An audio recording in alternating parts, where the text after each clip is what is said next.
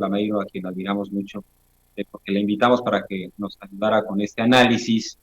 Y ojalá que me puedas escuchar, estimada Sofía. No sé cómo veas este asunto. La verdad es que no pude escuchar tu primera intervención.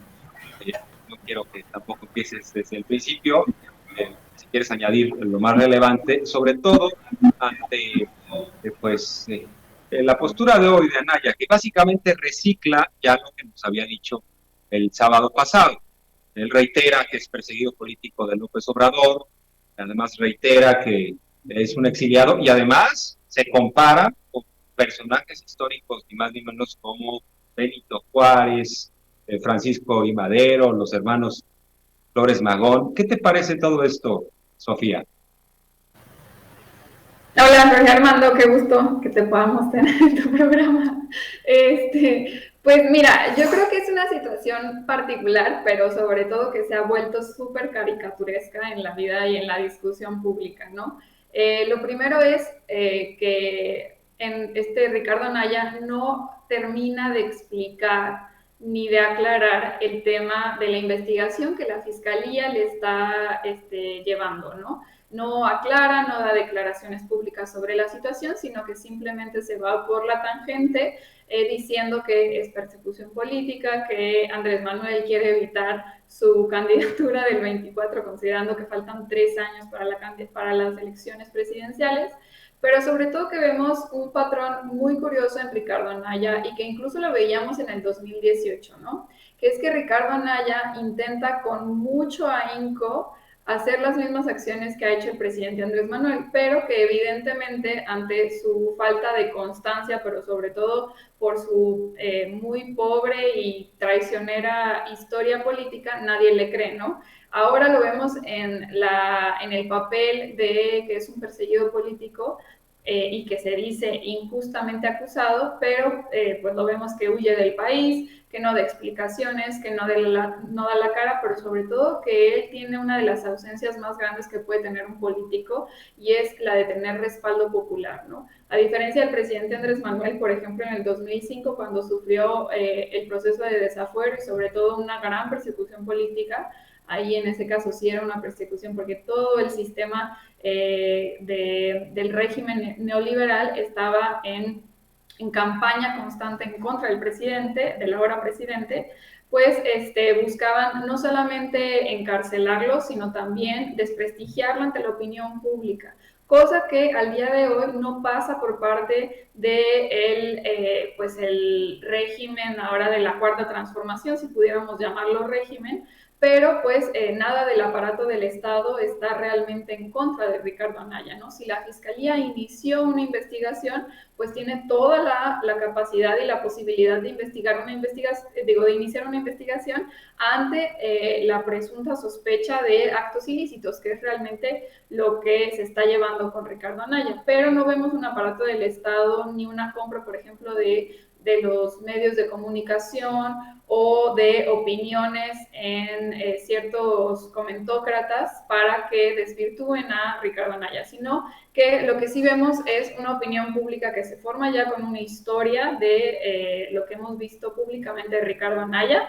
pero sobre todo de las viejas pues de las viejas enemistades que se ha creado él a lo largo de su historia política, que es algo de lo que hablaba justamente el presidente ahora en la mañanera, ¿no? Que Ricardo Anaya ha logrado cultivar una gran cantidad de enemistades y sobre todo de traiciones, no solamente a los miembros de su partido, sino a muchos miembros del Partido Conservador, como le decimos, ¿no? Que incluyen a panistas, a perredistas y también a priistas, ¿no? Que pues también sabemos que tiene una amplia relación con el régimen priista, especialmente el de Enrique Peña Nieto, ¿no? Y que lo hemos visto involucrado en varios de los escándalos que en este sexenio han salido a la luz, como el caso de la aprobación de las reformas estructurales que inició Enrique Peña Nieto y que él fue beneficiado con estos sobornos de los que hablaba, por ejemplo, en sus declaraciones Lozoya, ¿no? Y esto creo que es muy relevante porque, pues, al día de hoy, Ricardo Anaya intenta recuperar como trayectoria política, pero desgraciadamente pues él ha solito eh, Sí. Ahora bien, estimada Sofía, te pregunto, ahora te congelaste un poco, pero se escuchó y se vio toda tu primera, bueno, segunda respuesta. Te comento sobre lo que están manifestando algunos, Vicente Fox, Santiago Krill, incluso Margarita Zavala. Pareciera que estos personajes, más allá de las rivalidades inmediatas, de las disputas que tienen como familia dentro del Partido Conservador, pues pareciera que están diciendo eh, hoy por ti, mañana por mí, o sea, tratando de curarse en salud porque condenan esto en contra de Ricardo Anaya. Es la vigencia del pacto de impunidad, es impulsar precisamente que siga vigente ese pacto por parte de estos actores. Diego Fernández de Ceballos, incluso en Milenio hoy escribe una columna de Diego Fernández de Ceballos, entre otras cosas. Nada más hago una rápida referencia a la misma porque es visceral otra vez, como lo ha sido Diego Fernández Ceballos con el presidente López Obrador. ¿Y qué dice el llamado jefe Diego? Para algunos ya está muy disminuido en su liderazgo, por supuesto, pero básicamente aquí subrayé algo de lo que decía y de lo que argumenta Fernández Ceballos.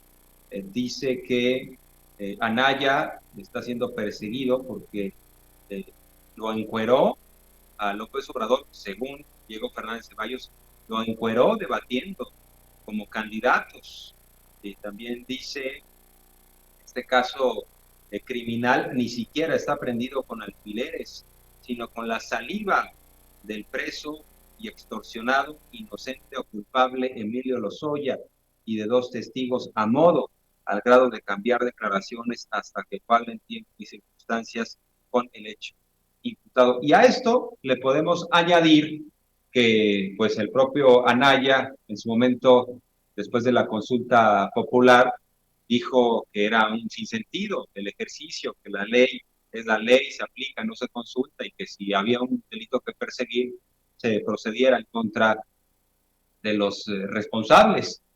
Y por un lado, pues nos damos cuenta que esto ha sido un discurso demagógico, porque ya cuando les toca a ellos el asunto de la justicia, pues ya cambian de parecer y encima de todo, estos actores políticos están saliendo a defender a Ricardo Anaya. Entonces, sí existe eso del pacto de impunidad y quieren que continúe vigente, más allá de la administración de López Obrador. No sé cómo la veas. Sí, totalmente. Como bien lo platicabas, la verdad es que con Ricardo Anaya vimos ahora sí la continuidad del pacto de impunidad que había entre el PRI y el PAN, y por eso es que su figura es tan peligrosa para la política mexicana, ¿no? Porque no solamente él es el mero ejemplo de que el PRI y el PAN son lo mismo, sino que además él es capaz de traicionarlos a todos ellos para buscar sus propios beneficios personales. Y esto es muy peligroso en la vida pública de un país, pero sobre todo que un político se atreva tanto con tanto cinismo, ¿no? Porque pues no hay parámetros mínimos de ética y obviamente en un proceso de cambio y de transformación y sobre todo con un anhelo tan grande de nuestra población por cambiar esto de quienes son representantes en la vida pública, pues justamente es que Ricardo Anaya es como lo reciclado de lo reciclado y sobre todo lo más bajo que hemos podido encontrar ya en la decadencia de nuestra vida política del régimen pasado.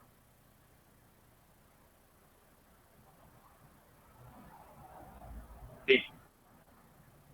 Bueno, pues, y por cierto, Sofía, déjame preguntarte sobre otro tema que es muy relevante en medio de todo esto, que tiene que ver con Ricardo Anaya, porque priistas, panistas y perredistas dicen que también en la OEA colocan este tema de Ricardo Anaya, el perseguido político. Extrañamente, los propios panistas y priistas andaban, ya como lo hemos referido, pues acusando a Ricardo Anaya, y en buena medida estas acusaciones eh, forman parte del expediente actual, porque está acusado de cohecho y de lavado de dinero. O sea, cohecho, ¿de quién recibió el dinero? De los priistas, de los peñistas. Y ¿cuándo cometió o cuándo habría cometido el lavado de dinero? Pues durante el sexenio pasado, que pues recibió, de acuerdo a lo que se ha mencionado, tanto dinero que pues ya no sabía cómo justificar, se puso a comprar propiedades, pero el problema es cómo justificaba un ingreso formal, y como no fue formal, tuvo que hacer maromas contables, acudir a empresas fachadas. Bueno, eso es básicamente lo que sucede con Anaya, pero ahora están de la mano, priistas, panistas y perredistas, como si fueran al kinder, y la maestra los mandara a hacer la fila, pues van de la mano los tres, estos dirigentes panistas, priistas y perredistas, con Almagro a sacarse la foto. Ya está la foto, yo creo que eso querían en buena medida, la foto. Ya la tenemos en las redes, y además van a decir lo que desde mi punto de vista es una calumnia, porque ellos aseguran que el crimen organizado es el que definió las elecciones en México, pero lo que no dicen es que producto de ese proceso y de esas elecciones que hoy cuestionan, tienen un poco más de 40% de diputados para la siguiente legislatura. O sea, aquí en México, con los organismos encargados, no descalificaron la elección, y casi ya después de 3 meses de la elección van a quejarse, a decir que fue el narco el que operó y que el gobierno está en contubernio con el narco, que de las 15 gobernaturas, 11 las perdieron por el narco, no por ineficacias, ineptitudes, y habría que agregar también que si hay gobernadores que fueron vinculados al narco, eh, y que incluso están en prisión por esa razón, pues fueron gobernadores de esos partidos. Nada más para poner un ejemplo, Tamaulipas, Yarrington, Eugenio Hernández, acusados de delincuencia organizada y están presos por esa razón. Y no se diga, por ejemplo, del panista Cabeza de Vaca, que él está acusado de delincuencia organizada y de también una presunta relación con un grupo criminal. Pero ya tienen la foto, Sofía. ¿Cómo ves esta acusación que lanzan ante la OEA de las elecciones en México, una presunta intervención del narco, Sofía? Bueno, lo principal es que hay que analizar y saber con profundidad qué es lo que significa la OEA para Latinoamérica y lo que ha significado históricamente. Por ejemplo, la OEA ha sido el organismo internacional que avaló el golpe de Estado en Bolivia, ¿no? Y también quien ha avalado varios momentos catastróficos en la historia política de muchos países de Latinoamérica. Y creo que la presencia de los representantes del PRI, PAN y PRD ante la OEA es un resultado de cómo prefieren el intervencionismo internacional en los asuntos de nuestro país antes que poder resolver las diferencias políticas de manera democrática, ¿no? Esto se debe, y creo que es la tirada específicamente del bloque opositor, es desprestigiar a nivel internacional las elecciones para que en el 24 nuestras elecciones no tengan validez como en el medio y en la opinión pública internacional. Constantemente hemos visto, por ejemplo, a representantes del PAN ir a la OEA, con los representantes de la OEA, a denunciar al presidente o a decir que hay ciertos cuestiones que pues obviamente solamente existen en su cabeza porque son los únicos que se dedican a inventar tantas cosas, pero sobre todo creo que refleja mucho la ausencia de respaldo popular que tienen estos tres partidos políticos y que además no han sabido encontrar nuevas formas de gustarle a la ciudadanía, pero sobre todo de tener un proyecto político diferente, ¿no? Creo que es muy peligroso que constantemente veamos que los partidos del PRI, PAN y PRD estén buscando o estén queriendo hablar del intervencionismo extranjero, pero sobre todo de Estados Unidos, porque no es la primera vez que vemos este tipo de reacciones. Lo vimos también cuando fueron las elecciones en Estados Unidos, que pedían que Biden estuviera constantemente pujando en México para la agenda ecológica, ¿no? Incluso si esto incluía el intervencionismo directo de Estados Unidos con sus intereses, ¿no? Porque ningún país interviene en otros países sin interés propio de sus propias élites políticas, ¿no? Y creo que esto es pues muy preocupante.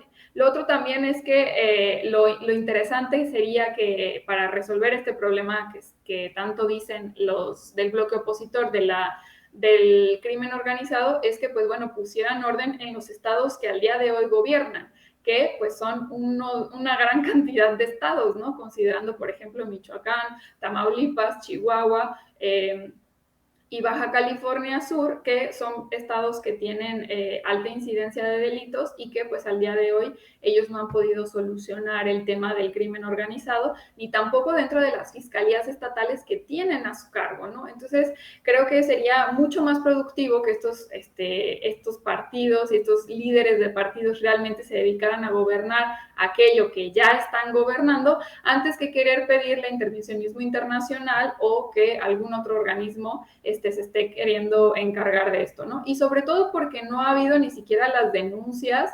que debería de haber en las instancias públicas pertinentes, ¿no? No hemos visto realmente denuncias que se lleven a la Fiscalía General del Estado o mucho menos a las fiscalías estatales o, por ejemplo, al Tribunal Federal Electoral.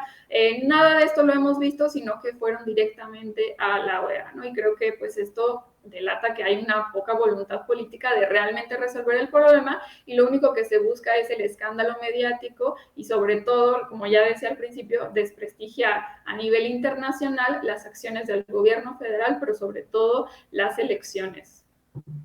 Bien. Estimada Sofía, pues como siempre, muchas gracias por tus análisis, mi admiración permanente. Gracias por ayudarnos también en esta transmisión un poco caótica por un asunto ajeno a Sin Censura, un asunto tecnológico. Muchas gracias, mi admiración. Sofía, gracias por tu análisis, aprendimos mucho y muy buenas tardes.